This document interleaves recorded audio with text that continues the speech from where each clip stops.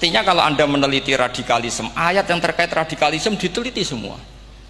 Ternyata di surat Taubat yang disebut suratus Saff, yang bahkan haram baca bismillah, itu ada ayat wa in ahadum minal musyrikin nastajaroka fa'ajirhu hatta yasma'a kalamullah summa ablighu ma'mana. Muhammad, kalau ada orang kafir mau belajar Quran sama kamu, ya harus kamu pelajari hatta yasma'a kalamullah. Setelah mereka mau belajar, ya ablighu ma'mana, summa ablighu ma'mana, kamu harus menjamin keamanan dia. Itu di surat Taubat, termasuk akhiru suratin nazalat, gak mungkin terjadi mansuh.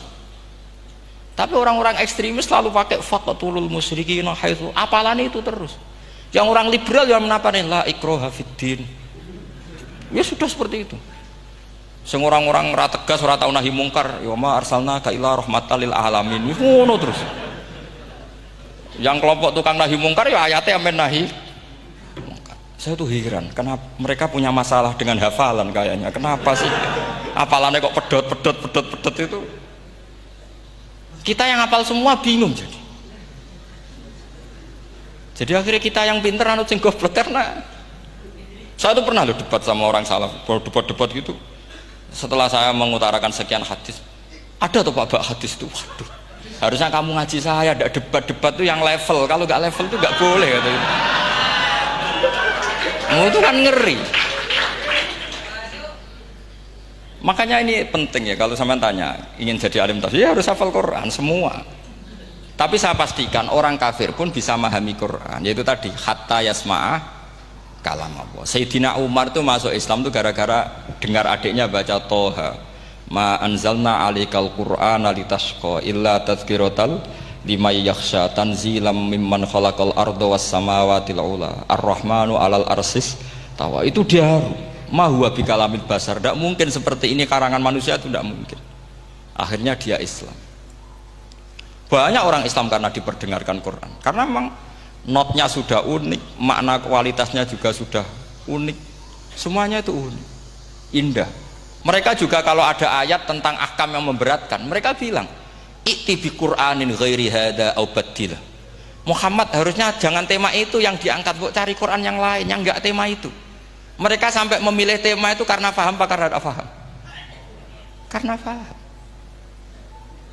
Makanya di makalah saya pastikan ngaji tafsir itu gampang, karena orang kafir pun bisa. Kalau kasus Ahok itu bukan paham itu melintir, beda, paham sama melintir itu beda. Itu diterjemah kemenang tuh jangan mengangkat kawan orang Islam, bukan ngangkat pemimpin. Ya likanya kalau ngangkat teman saja tidak boleh, apalagi ngangkat pemimpin. Fatal mana berteman sama orang salah sama ngangkat. Itu kan sama dengan santri geblek dikandani kiai ini, cong kowe mbek bojomu jogeman naboi. Suatu saat istrinya lapor lagi, Pak Yai sekarang tidak naboi tapi nyadui. Karena naboi itu pakai tangan. Pertama dilaporkan kiainya, Pak Yai suami saya itu sering memukulin saya pakai tangan gini. Jong jogeman naboi bojomu. Nggih Pak Yai siap. Suatu saat istrinya lapor, Pak, tetap benjut, kenapa? Kalau nak ini disadui. Mergo pikirane sing haram nabok, nak nyaduk halal. Wah itu kan ngajak goblok bareng. Nah masalahnya di usul fikih kasusnya seperti itu. Sepakat ya hati. Bayangkan sekarang banyak gerakan-gerakan ahli Quran katanya, tapi nggak memahami ilmu usul fikih. Qurane ra ono ya wis. Nang Quran ra ono cerita harame asu, nak ngono asu ya halal. Ora ono Qurane. Sing ra ono iku tekem ora Qurane, kok aneh-aneh. Jadi kita harus ngaji yang banyak.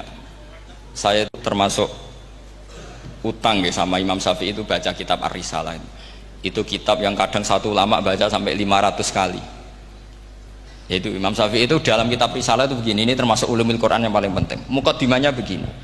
Wan nasu sinfani min awalil amri. Wan nasu sinfani. Ketika Rasulullah datang membawa Quran itu manusia hanya ada dua. Al kuffar sing dari jenis ahli kitab dan kuffar dari jenis yang tidak ahli kitab. Bahkan tidak ada orang Islam zaman itu. Pertama Nabi jadi Nabi itu adakah pendengar yang Muslim? Kan tidak ada, semuanya ahli kitab. Makanya susah kalau Quran kamu analisis korbannya orang Islam tuh, kata Ibnu Umar tuh lucu. Dulu tuh mukhatabnya tuh orang kafir, jelas kuliah ayyuhal kafir. Kalau mukhatabnya itu orang kafir ahli kitab, itu kemungkinannya ya dua. cara mereaksi Quran, yaitu disebut lam yakunil ladzina kafaru min ahlil kitabi wal musyrikina munfakina hatta ta'tiyahumul. Jadi lam yakunil ladzina kafaru, jelas kafaru itu umum. Kemudian ditafsir kafaru itu ada yang min ahlil kitabi, berarti kafaru yang jenis Yahudi Nasrani. Ada kafaru yang min ahlil kitabi wal musyrikin, kafaru yang jenis musyrikin, yaitu kafir Mekah. Karena cara kaidah nahwu al-atfu yaqtadi taghayyur, kalau ada ataf pasti konteksnya beda. Jaa Zaidun wa Amrun, berarti Zaid ada Amar, Amar ya ada Bakar, karena Jaa Zaidun wa Amrun wa Bakrun.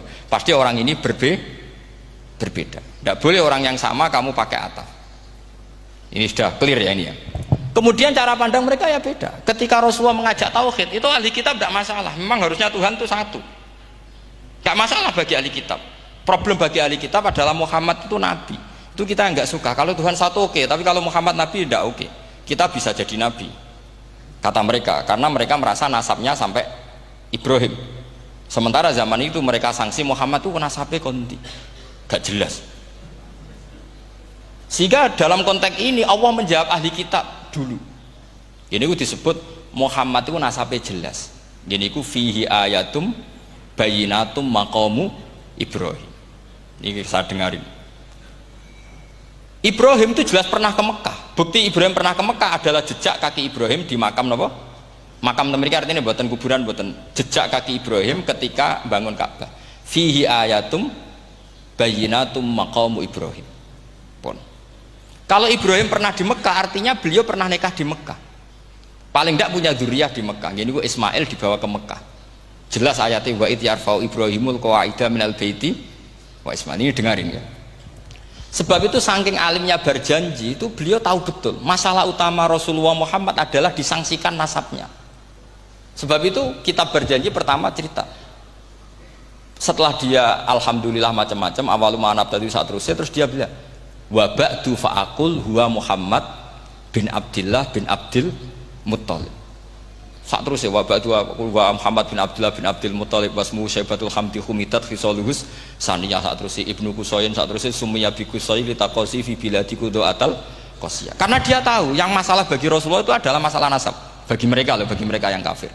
Terus beliau ngendikan ditutup wa adnanu bila raibin indadawil ulumin nasabiyah ila dhabihi Ismaila nisbatuhu wa mun. Jelas saya Adnan itu pasti puter cucu-cucunya Nabi Ismail. Karena orang Yahudi yang disoal Muhammad itu, kamu itu siapa? Kok tahu-tahu Nabi? Kamu orang Arab. Orang Arab itu tidak pernah ada Nabi. Yang Nabi itu normalnya orang Israel, yaitu turunan Yahudi, karena Yahuda bin Yakub bin Ishak bin Ibrahim. Akhirnya Allah membuktikan fihi ayatum bayinatum maqami. Bukti kalau Ibrahim pernah di Mekah adalah jejak kakinya di Mekah, itu dekat Ka'bah. Ini jawaban Allah yang tentang ahli kitab, karena sudah jelimet. Ada ilmu ansab, ada ilmu nasab, ada polemik kitab samawi.